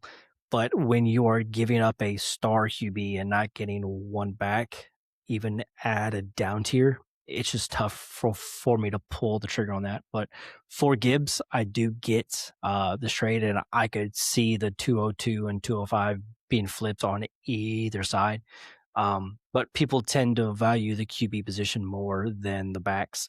I would probably honestly take Gibbs in this spot. Well, in the startup, Gibbs is always going ahead of Jackson now, and it's not that close. Yeah, Gibbs goes mid first, and it's Jackson's crazy. early second. And Yeah. so his value's already fallen a good bit. Like, I think if you tried Yep. to do this in a startup, you'd have to pay a good bit more to get Gibbs. Oh yeah. So my opinion of Jackson is he is older, but he's still a stud quarterback in a super flex league. So these guys, wait till the one game he gets 38 points in week 3 and it poof, all of a sudden you win that week and his value's up there, or does he bounce back for the whole season? I'm not sure. I like the Herbert for Jackson one. I think that's fair. I especially like it because the 27 second could be equivalent to a late first this year, in a lot of situations. So that one feels pretty equal based on where they're going in startups. Um, if you're giving up a quarterback, you need to have 3 already, and or 3 other ones or 2 other ones and a couple backups. Because getting Gibbs is amazing, but giving up a quarterback in Superflex, it's after teams have been set and the draft has happened, it's so hard to get. You know it, I know it. It's Mhm. during the startup, it feels like, oh yeah, we don't need him. As soon as you look at your roster, as soon as the startup's done, and you're like, I have 1 starting quarterback and 3 backups, I need a quarterback, and you're willing to trade almost anything. So, yeah, this second one And that hard. starter is Geno Smith. So, Oh, shit, then he's fine. No worries. all right, you're up. Um, so I'm bringing up the guys that are very controversial now. My first guy is Rashee Rice, and I don't have trades that have been done in dad's leagues right now. I brought up his KTC value, so there's a number with it, which is 5,284. What does that mean? It's equivalent to like a mid 27 first for Rashee Rice. And then the 2 trades I see for him that I would love your opinion on, Gus, is Rice for 105 and Rice for RJ Harvey and a 27 third. And I'm curious kind of where your valuation is, because this is where KTC has it. And these other 2 trades actually happen in leagues in the last 12 days. So, I would much rather have the 27 first, based off his keep trade cut value. Rice for the 105, I'd rather have the pick. Rice for Harvey in the 27 third. I'm not a huge fan of either one of those players, but I would probably bet on the player that's going into his second year under Sean Payton.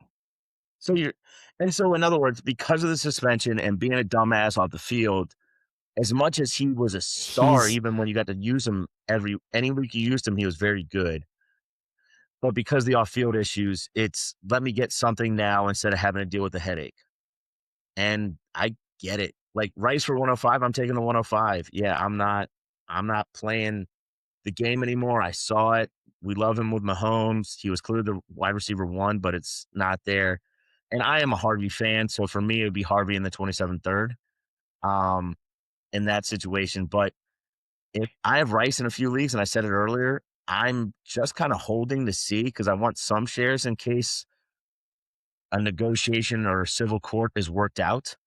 Um, just the upside is immense.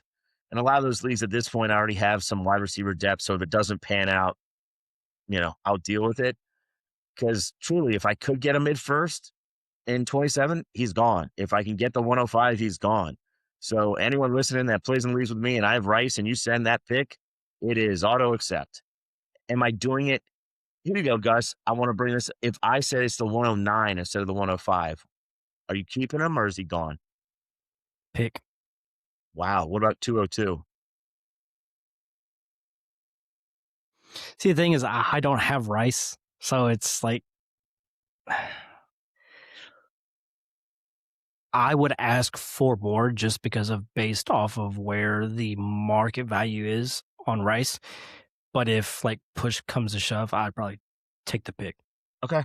So you're even at like early second. So yeah, I understand because, what would you pay for him? Would you pay the 210 or not even that?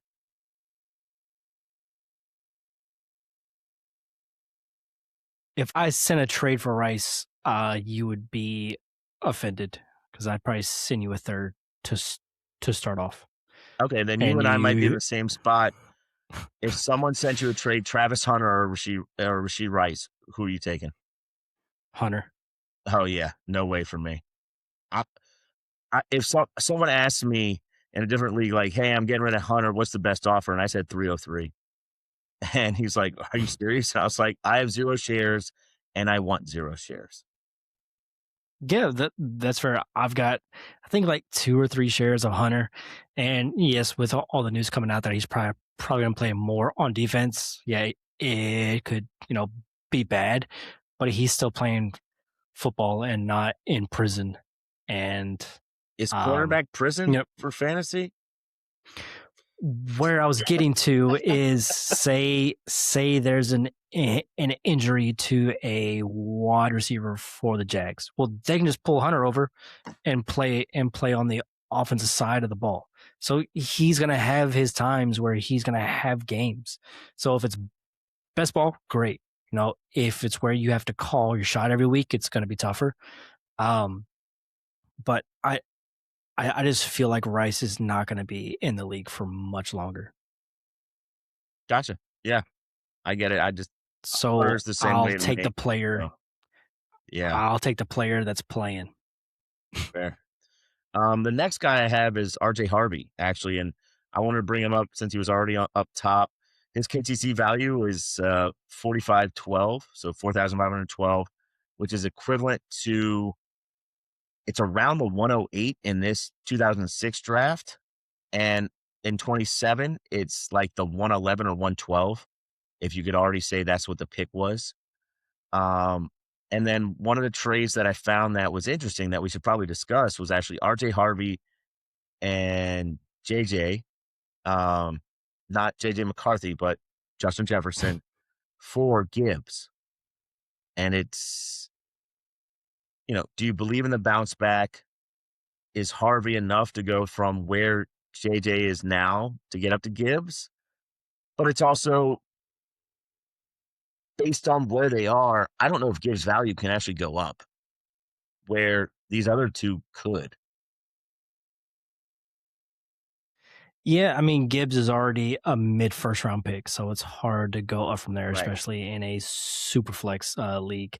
JJ could easily bounce back and be right there in the same spot as Gibbs, and then you tack on RJ Harvey, whether he adds value to it or not. If he's the guy for the next 2 years, great. If he's not, then Justin Jefferson is right there next to Gibbs.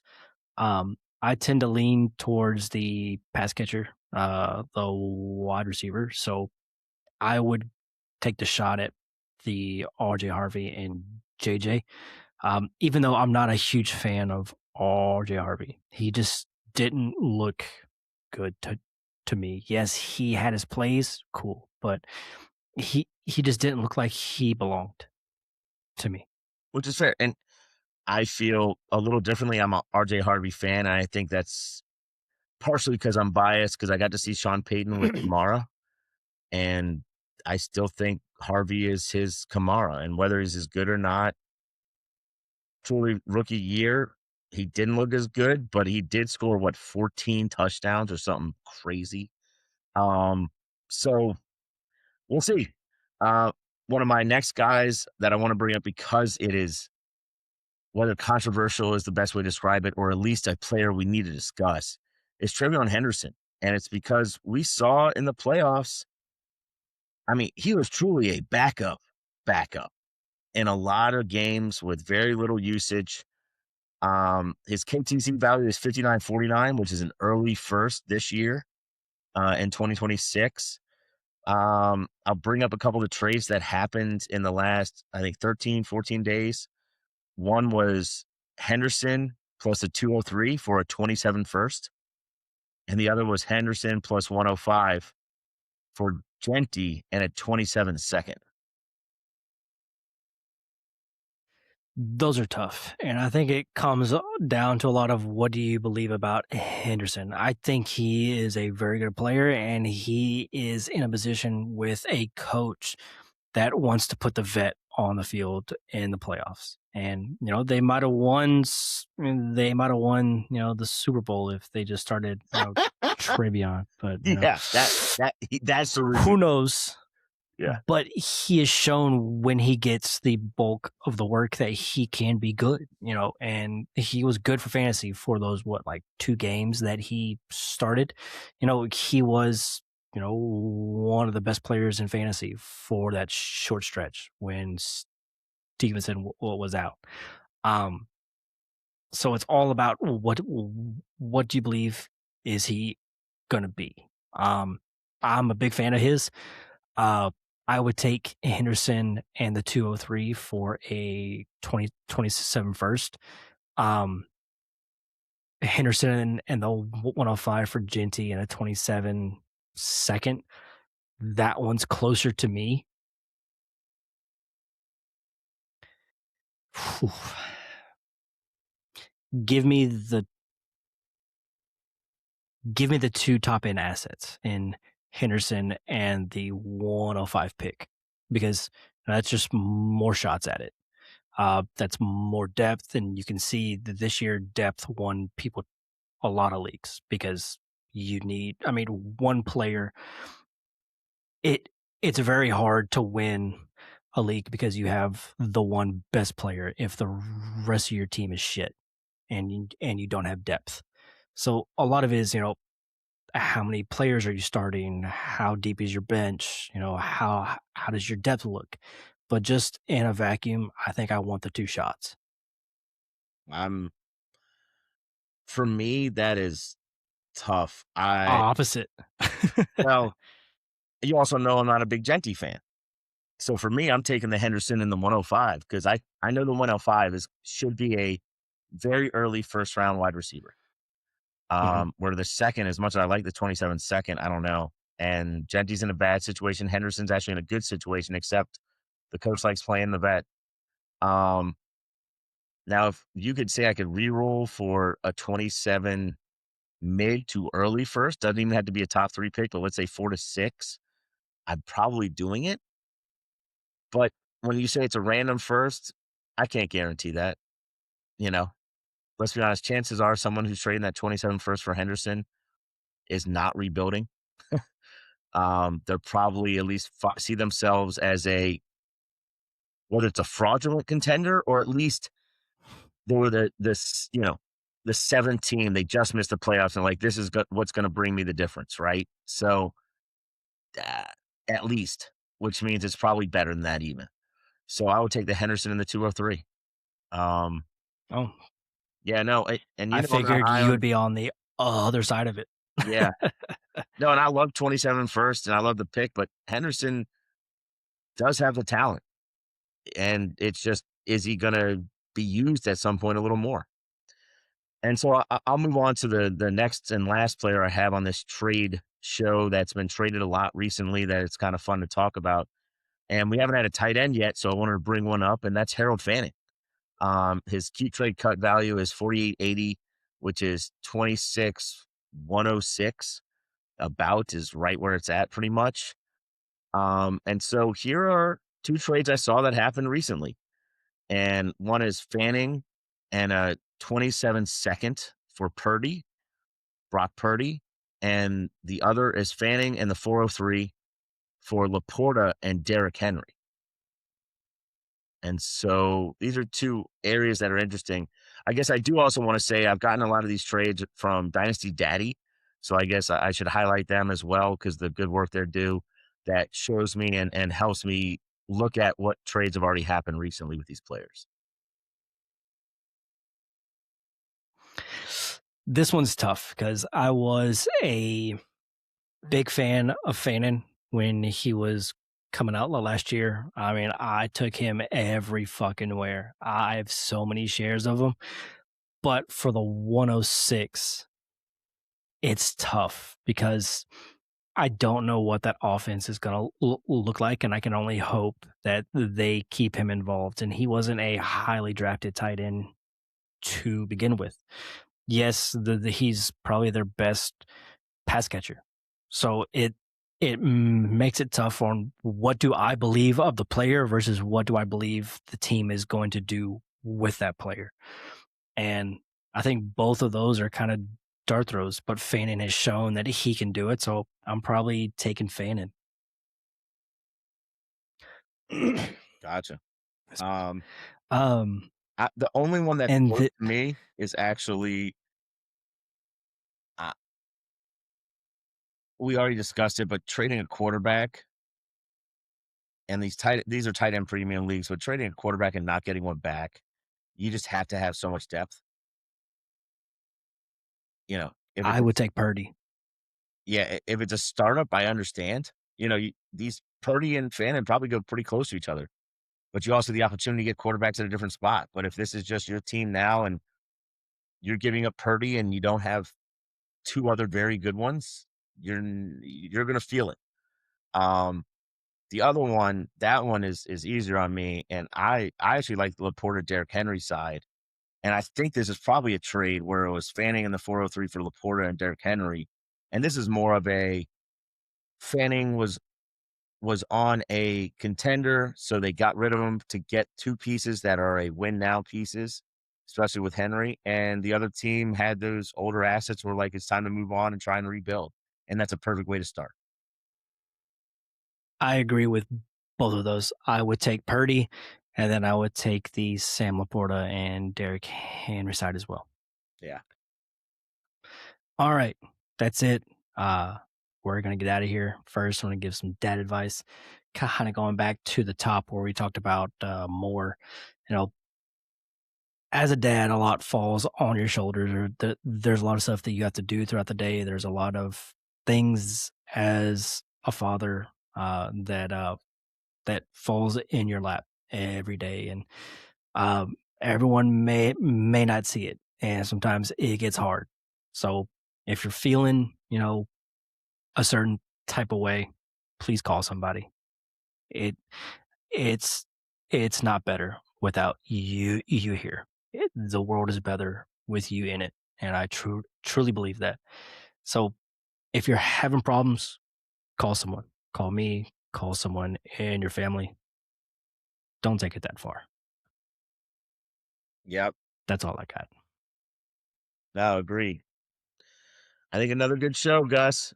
Think it went well. Absolutely, man. Excited for next week. We'll see. We might even have some guests on. I hear there's rumors Miles might jump on, and we might get a couple other guys. And when are we going to do some of those recap shows of some of these startups?